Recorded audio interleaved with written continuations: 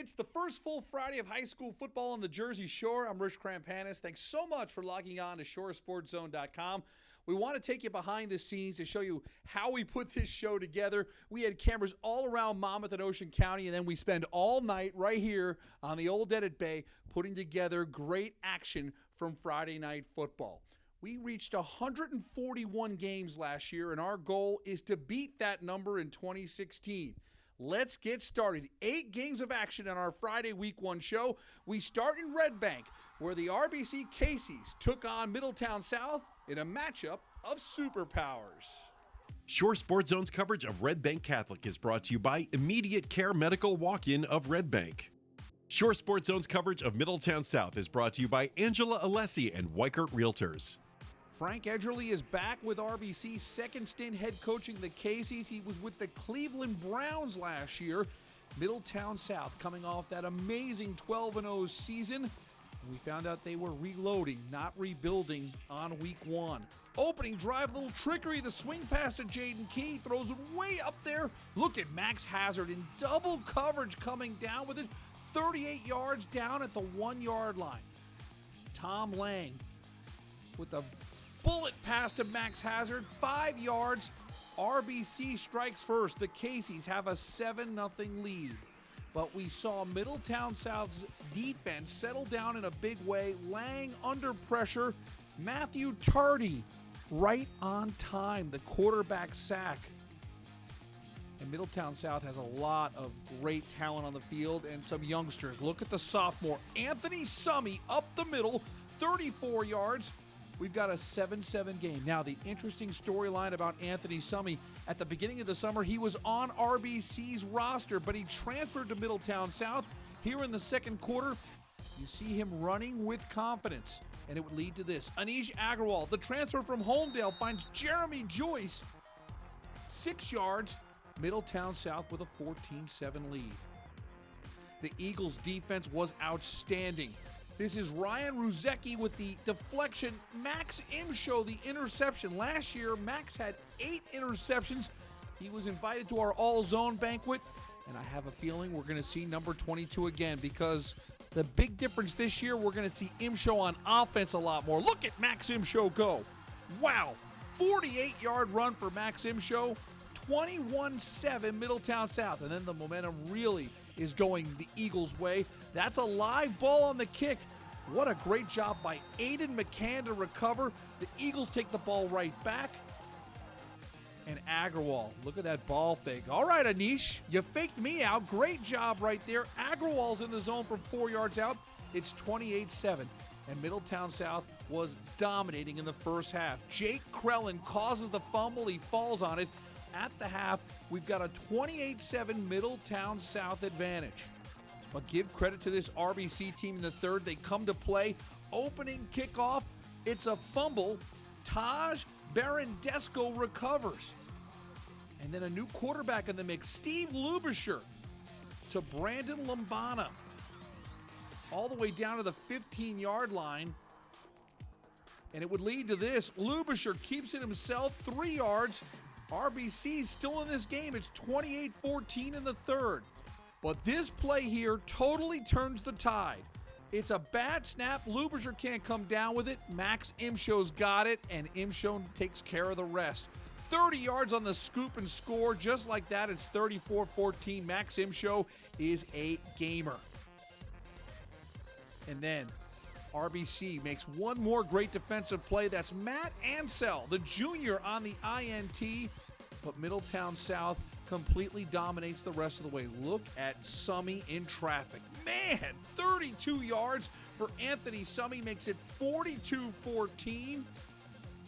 And the cherry on the sundae for Middletown South, this is great ball awareness. Ryan Ruzecki take it to the house. I think that one's going to be up for a top play. 33 yards on the pick six. And the Middletown South Eagles make a serious statement. 49-14 is your final. You see the numbers for the sophomore Anthony Summy. 18 carries, 127 yards, and 2 touchdowns. What makes Middletown South so dangerous is they've got a three-headed monster in the backfield. You're going to see Summy, you're going to see Max Imsho, and you're also going to see Samson Dubé. And don't forget about the offensive line. They were magnificent in this game. Max Imsho, 2 TDs, 1 on offense, 1 on defense, and he gets his first pick of the year. After the game, we talked with the Eagles, including head coach Steve Antonucci, who was quite pleased with his Eagles performance. We did some good things here tonight. We got to get better as the season goes on. We got some guys going 2 ways, which is going to affect us as the games go on and go down, throughout the season. But tonight was a great effort by everybody. Yeah, we all came together as like a team today, and we fit the spots that were in, like the holes that were out there, and we just came together and worked hard, and the result showed that we worked hard. What was it like out there? It was a pretty hot and humid night. I think I saw you get sick after one of your INTs, right? Yeah, I threw up a couple of times. It's tough playing in the heat, but it's fun. It's part of the game. A couple of weeks ago, you were on the other side, and how did it feel to break off those runs here as a Middletown South Eagle? I didn't look at it like that. I came out here to play football. It was a football game, and we got the dub. We got the win, and that was the best thing. That's all we care about. Shore Sports Zone's coverage of Freehold Boro is brought to you by HIT Training. Coach Dave Ellis and Freehold Boro looking to hang on to the Duke Trophy. City bragging rights on the line. Boro against Freehold Township. Freehold Township trailed 12-7 at the half. They put together a drive early in the fourth. Charles Sabaw with a dump pass to Max Nowak. Look at this extra effort. Nowak is relentless. 28 yards all the way down to the 5-yard line. But this Colonial defense hangs tough. 3rd and goal. Huge play here. Altone Hare breaks up the pass. Freehold Township has to settle for a field goal. Tyler Schulman through the uprights. We've got a 12-10 game. Freehold Boro by 2 with 10:33 to go. 3rd and 4. The Patriot defense comes up big. Damian Ribeltowski blows up the play. That's a huge hit. Freehold Township gets the ball back under 5 minutes to go, down 2, 12-10. The big play of the game comes here. Sabaw looking for Anthony Lottie. It's broken up by Matt Kraus, but pass interference gives new life to Freehold Township. Just 2 plays later, Sabaw to Anthony Lottie. He's got it. And there he goes. Anthony Lottie rambles 75 yards for the touchdown. The Patriots take the lead. Still time for the Colonials to spoil the party for Freehold Township. Joe Kraus with the pass completion here. The Colonials on the move inside the 30 with 2:19 to go. 4th and 12. And it's that Freehold Township defense answering the bell one more time. What a game for Damian Ribeltowski. That is your ball game right there. And the Freehold Township Patriots raise the Duke Trophy. It's back with Township. What a victory for Freehold Township and head coach Corey Davies. 16-12 is your final. And Shore Sports Zone was there for the big play of the game. Charles Sabaw to Anthony Lottie, 75 yards. That's your game winner. There is no question that will be up for top play of week 1. Come this Sunday on ShoreSportsZone.com. Incredible highlights courtesy of Alex Lorenzo. And he had post-game reaction with the big hero, Anthony Lottie, the future Penn Quaker, who brings home the Duke Trophy back to Freehold Township. Coach emphasized that we haven't had this trophy since 2012. And, I've been here since my freshman year. We never won the Duke here. And being able to go out my senior year, all these seniors deserve it. Everybody on this team deserves it. And it's a special moment for Freehold Township football. At Neptune High, Rodney Taylor and the Scarlet Flyers with a tough week 1 test. A lot of people talking about Middletown North. Could this be a breakthrough year for the Lions? They bring back a lot of weapons on offense, starting with the QB. Donald Glenn on his way to Wagner to play FCS football. He finds his favorite target early. Brendan Kuby for 17. It would lead to this. Connor Wells from 6 yards out. It's 6-0, the Lions on the board early. Neptune answers back. This is Chase Fairbanks on the screen to Marvin Morgan. And the senior is on the move, 49 yards. 1st and goal for Neptune at the 8-yard line. But the Lions secondary would hold off 4 Neptune passing attempts. Great goal line stop on 4th down here. And then it's time for the offense to go back to work for Middletown North. Glenn to Dwight Wilkerson for 27 yards. And I've been saying it all summer long, Dwight Wilkerson has the talent to play at the next level. He's uncommitted right now, but he's going to get looks thanks to plays like this. Glenn to Wilkerson, 57 yards. Wow, 14-0 Middletown North. Great response from Neptune as Ahmad Coleman gets going. Look at Ahmad Coleman go. This is an 80-yard touchdown. Neptune gets its first score of the year. We've got a 14-7 ball game. But Middletown North would put together a 7-minute drive. It's capped off by Glenn to Welsh, a 24-yard scoring play. At the half, Middletown North has a 21-7 lead. The Lions would open up the second half with some serious groundwork, and they turn to the workhorse. Welsh for 12 yards. And then more Connor Welsh. This is a 26-yard game. When it's all said and done, Connor Welsh finishes off a fantastic drive, 6-yard touchdown that made it 27-7, and the Lions would close out the scoring as Connor Robbins scores from 4 yards out, and a great opening week statement by Middletown North on the road. 34-7 is your final. Connor Welsh runs for 105 yards, and I'm looking forward to next week. This is going to be one intriguing matchup. The Lions' home opener comes against Red Bank Catholic. Middletown North got a real big boost to their program last year with a statement win over Manalapan. If they were to get a win over RBC, that would be something else. Shore Sports Zone's coverage of the St. John Vianney Lancers is brought to you by Paver Restoration. In Homedale, St. John Vianney hosting Matawan. There's big number 56, Micah Clark, the future Rutgers Scarlet Knight, one of the best offensive linemen in America. St. John Vianney had great defense last year. They're at it again. Nick Denseski, he had 8 sacks last year. He's off to a good start in 2016. Matt DeGennaro to the air, finds Samuel East. What a play right there. This would lead to a Will Foreman field goal. Lancers take a 10-0 lead. Fourth quarter action now. It's 17-0 SJV. Chris Chukwuemeka.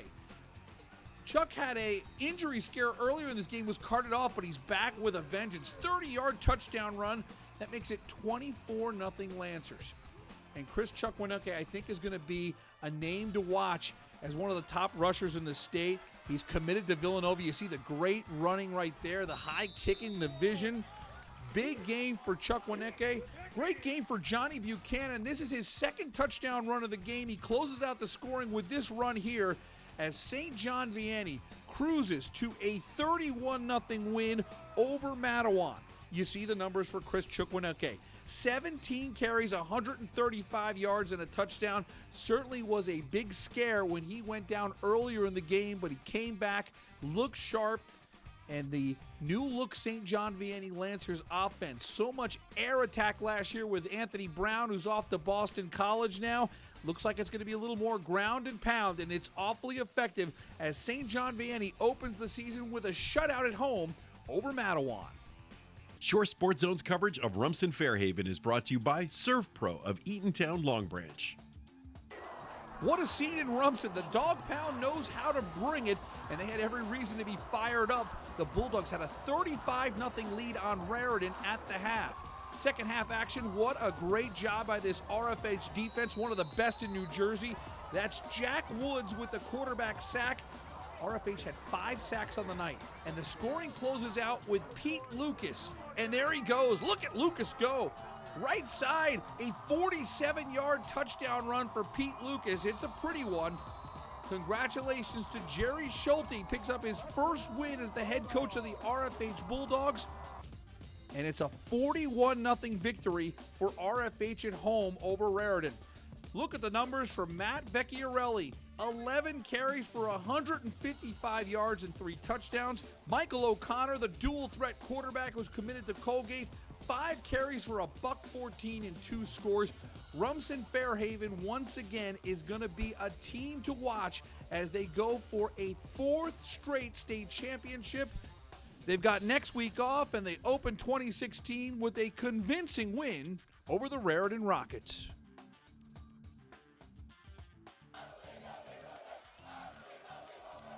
Great atmosphere in Howell. Season opener between the Colts Neck Cougars and the Rebels.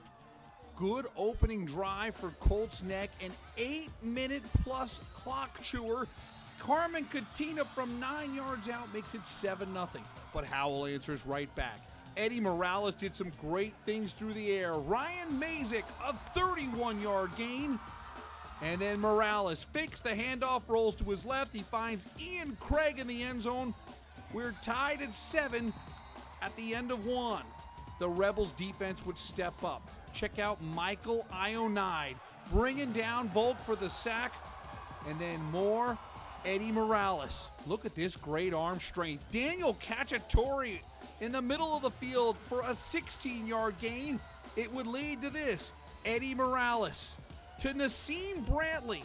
Howell takes a 14-7 lead at the half, and the Rebels would roll in the second half. 35-13 is your final. Take a look at the numbers for Eddie Morales. 15-22, 238 yards, and 3 scores. A great opening win for Luke Sinkhorn and the Howell Rebels. They win by 22 at home over Colts Neck. Shore Sports Zone's coverage of Shore Regional is brought to you by Surf Pro of Eatontown, Long Branch. Let's head down to Asbury Park, where the Blue Bishops played host to Shore Regional in a B Central showdown. Following an 8-yard punt, Asbury would start on the Shore 22 and go to work. Jaking Agostini finds Javon Higgs. This is a 21-yard gain on the screen pass.